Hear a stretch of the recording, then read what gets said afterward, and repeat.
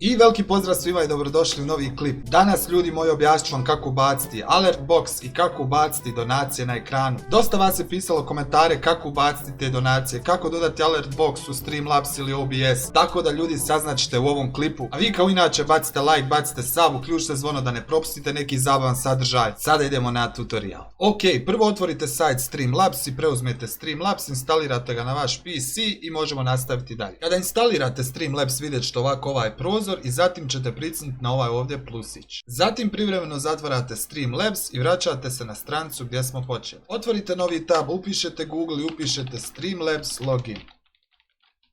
Pritisnite prvi link na pretrazi i zatim ćete se prijaviti na vaš YouTube nalog. Pošto sam ja već prijavljen na svoj YouTube račun, vi ćete vidjeti jedan mali meni, tu ćete izabrati login with YouTube i to je to. Sada je potrebno da pređemo na alert box, pritisnite ovdje u lijevom kutu alert box i zatim se spustite niže. Vidjet ćete ovdje piše widget URL, kopirajte taj URL i vratite se na Streamlabs i dodajte taj source. Source-ove dodajemo jednostavno sa dodavanjem plusića ovdje, izaberete brown source, idete add source. Zatim upišete ime za vaš source, u ovom slučaju alert box, tako ćemo ga i nazvati. Kada smo napisali alert box, idemo sa add source. Ovdje će vam se otvoriti drugi prozor i taj link što smo kopirali navodno sa stranice Streamlabsa.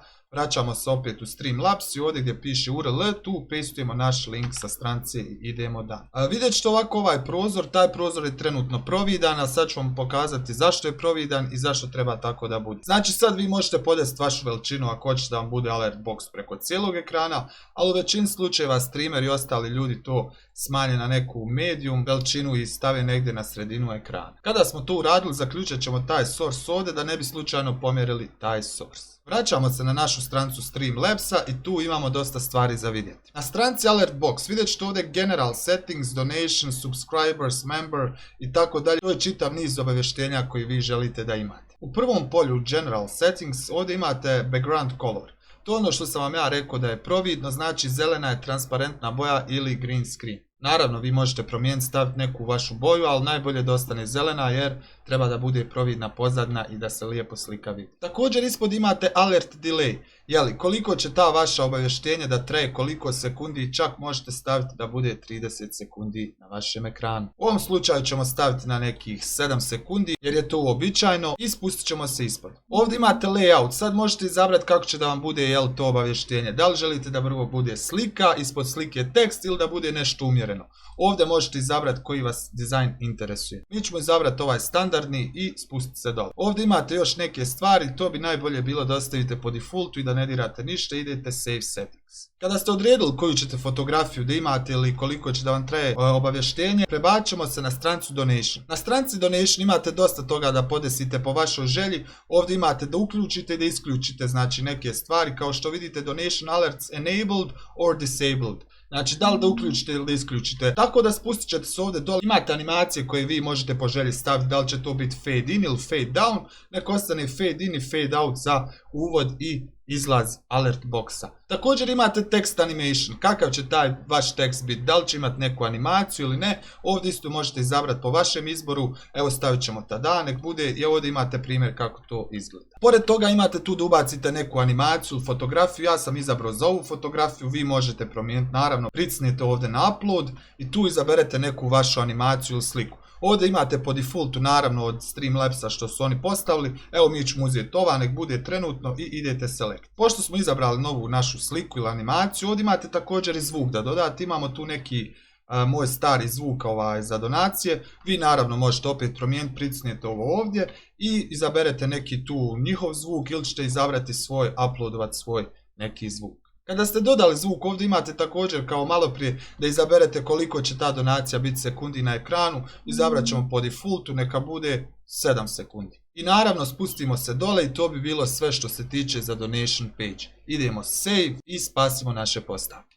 Pošto smo dodali general settings i donacije po našoj želji, sada ćemo da probamo da testiramo donacije i da pogledate primjer kako to izgleda. Znači pricnete test donation i vratite se u Streamlabs i evo ga, tu je naša obavijest za donaciju koja je izašla na ekran. Pošto smo sredili donacije, prijeđemo na subscribere i pogledamo kako se to radi. Pored donacije imate ovdje subscribers, pricnite na subscribers i spustite se niže. Gledajte da vam je subscriber alerts uključen ovdje enabled, isto tako na donation mora biti enabled u početku gore.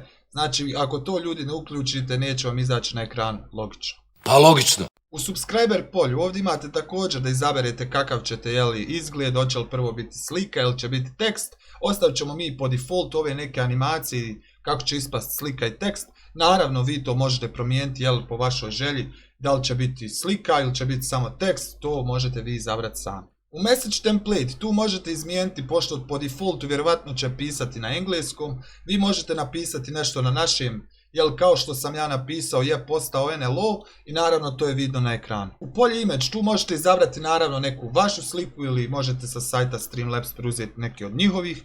Znači otvorite ovdje kao što smo rekli malo prije, pricnete ovu ikonu za upload i ovdje imate vaše animacije. Evo promijenit ćemo, uzet ćemo alien animaciju i selectat je tu. Pošto smo dodali našu novu sliku, prijeći ćemo na sound. Sound također isto možete mijenjati sa upload ikoncom ovdje. Ja sam tu izabrao neki svoj sound. I vi možete izabrati naravno neki po želji ili naravno sa strance koji su već Streamlabs dali. Kada ste izabrali sound, smanjit ćemo zvuk da ne bude preglasno, treba da se vi čujete prije svega. Prijećemo ljudi na dužina obavještenja, stavit ćemo po defaultu nek stoji 8 sekundi, spustit ćemo se na dnu strance i ići save setting. Pošto smo sredili naš subscribe alert, vrijeme je da ga probamo. Znači probamo ga isto tako kao što smo probali za test donation, pricnete test subscriber i pogledate u Streamlabsu. Pricnut ćemo test subscriber i tako nam je ispalo u Streamlabsu. Pošto smo sredili sva obavještenja za donaciju, za subscribe, ovdje tako možete ljudi dodati još mnoštvo stvari kao što imate member, možete dodati na isti fazon se sve radi, mijenjate sliku, dodajte vaš zvuk po želji, isto tako imate super chats, znači sve vi možete ljudi odrediti srediti onako kako vama odgovara. Tako da ljudi moji, hvala vam puno što ste gledali ovaj klip, nadam se da ste uspjeli da napravite vaše postavke i obavezno ostavite like i sub ako vam se svidio klip, pišite ispod vaše komentare kako ste vi podesili vaš alert box i naravno na Trovo sam tamo live, zapratite me UFO187 i čao.